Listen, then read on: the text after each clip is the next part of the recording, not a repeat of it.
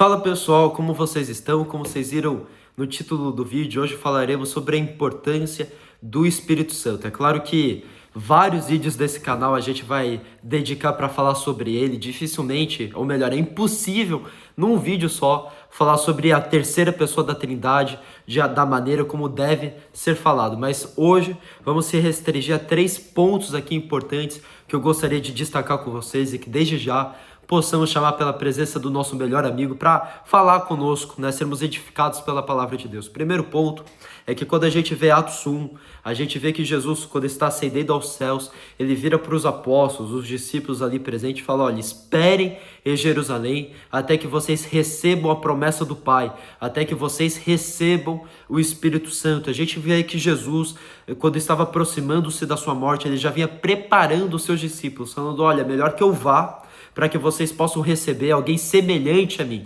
para que vocês possam receber o Consolador, para que vocês possam receber o Espírito da verdade. E eu fico imaginando os discípulos vendo isso, falando: cara, quem é essa pessoa que Jesus fala que é melhor ele ir para que a gente possa receber? Né? E é muito importante entendermos a importância do Espírito Santo na vida de um cristão. Jesus, quando ele vira para os apóstolos, para os discípulos, ele fala: olha, esperem por ele para começar o ministério de vocês, é mais importante do que imaginamos, porque quando Jesus morreu, eu não duvido que as pessoas viraram para os apóstolos, para os discípulos, os seus familiares, e falaram: olha como vocês gastaram 3 anos e meio da vida de vocês para nada, cadê o mestre de vocês, né? Escarneceram deles, zombaram deles, né? A fé muitas vezes foi atacada, afrontada, e quando Jesus ressuscitou, eu não tenho dúvidas que cara, ele realmente é o Messias, ele realmente é o Filho de Deus. A gente está vendo a promessa de Gênesis sendo cumprida aqui, ele é o profeta que Moisés falou: vamos falar para ele, para todo mundo, vamos realizar sinais, prodígios e maravilhas. Jesus fala: olha, antes de vocês fazerem tudo isso, recebam primeiro o Espírito Santo. E aqui Jesus não está estabelecendo apenas uma premissa para a vida deles, para a igreja daquela época, mas sim também um fundamento para as nossas vidas hoje, para a nossa igreja hoje, para o nosso ministério hoje, que tudo começa com a chegada do Espírito Santo. Tudo começa com a presença de Deus em nós, em primeiro lugar. Então Jesus fala: antes de tudo, sejam cheios do Espírito Santo. Então, antes de tudo em nossas vidas, antes de sairmos para viver o nosso dia, antes de começarmos um projeto, antes de realizarmos tal ato, precisamos ser cheios do Espírito Santo. Isso é a premissa, é o fundamento da igreja primitiva e da vida dos discípulos bíblicos, e também deve ser das nossas vidas, sermos cheios do Espírito Santo. Tudo começa sendo cheio da presença dele. O segundo ponto a ser destacado sobre a importância do Espírito Santo é que ele precisa ser uma pessoa ativa em nosso meio.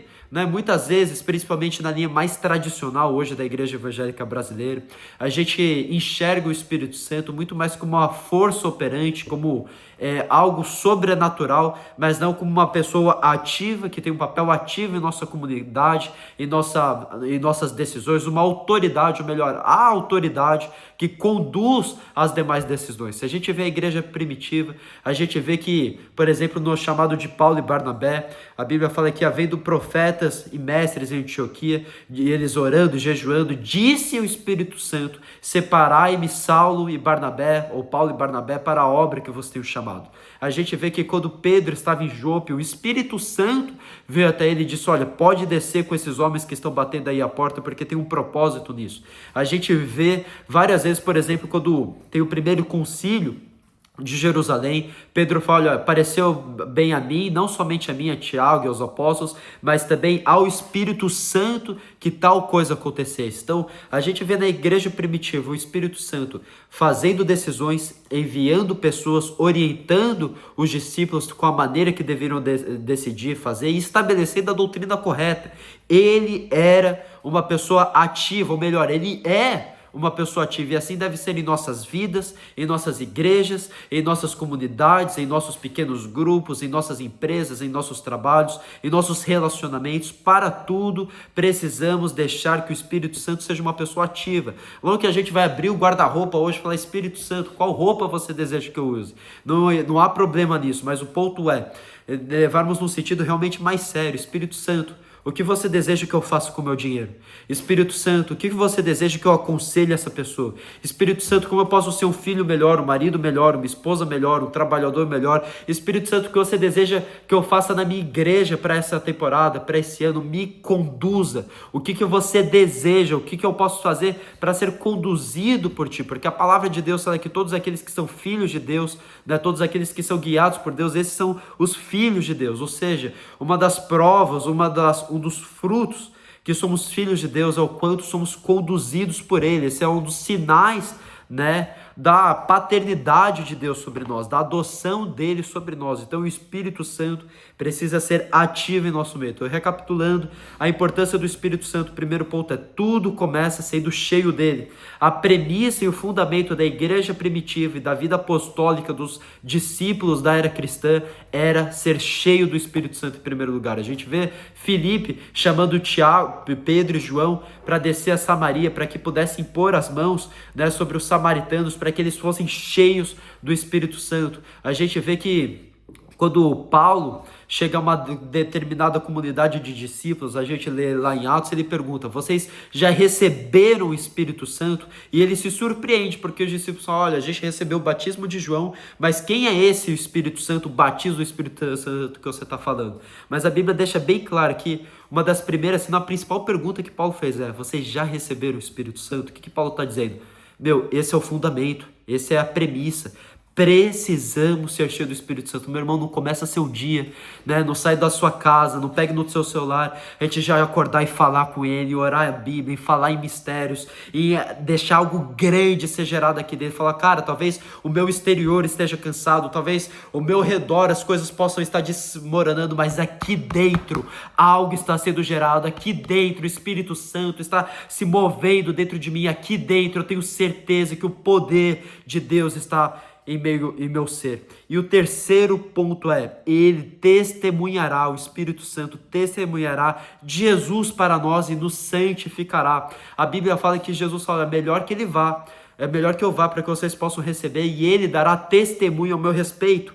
Então, quanto mais cheios somos do Espírito Santo, mais conseguimos conhecer a Cristo, nos tornar semelhantes a Ele e sermos santificados. Porque a palavra de Deus fala que a santidade vem com o fato, com o ato de conhecer a Cristo. Ou seja, quanto mais eu conheço Jesus, mais santo eu me torno. Inclusive, quando Jesus fala: olha, e conhecereis a verdade vos libertará.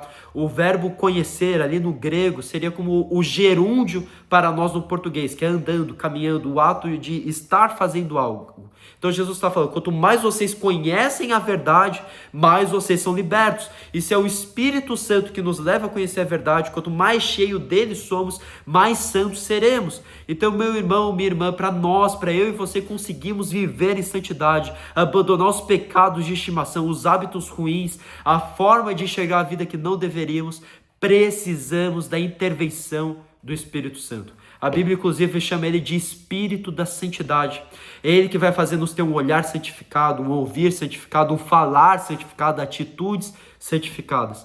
Então o Espírito Santo, ele falará de Cristo para nós, ele testemunhará de Cristo para nós e nos levará a viver uma vida de santidade, porque sem santidade ninguém conhece a Deus. Amém? Então esse foi um vídeo que falamos sobre a importância do Espírito Santo, que desde já você possa ter sido edificado e sair desse vídeo e falar: cara, agora que eu vou abrir um jejum para me aproximar ainda mais de Deus, agora que eu entendo que não importa como estão as circunstâncias do lado de fora, portanto que aqui dentro o Espírito esteja crescendo dentro de mim, o Espírito esteja se movendo dentro de mim, eu me torne ainda mais íntimo de Deus. É a partir desse vídeo, desse momento, que eu vou buscar ainda mais a unção de Deus sobre a minha vida. É claro que eu tenho a leve preocupação, porque existem tantas coisas que a gente poderia abordar sobre ele, existem tantas coisas que poderíamos falar sobre o Espírito Santo, e de certeza falaremos mais sobre ele, teremos mais vídeos sobre ele, falaremos com mais calma sobre cada ponto, mas o intuito desse vídeo não é ser longo e tampouco querer abordar tudo de apenas uma só vez, mas seu objetivo é poder te levar para mais próximo dele, e eu oro para que de fato isso aconteça. Que Deus te abençoe, te vejo no próximo vídeo, que desde já possamos convidar o Espírito Santo para se tornar presente em cada detalhe das nossas vidas e sermos cheios dele. Amém? Que Deus te abençoe, até o próximo vídeo.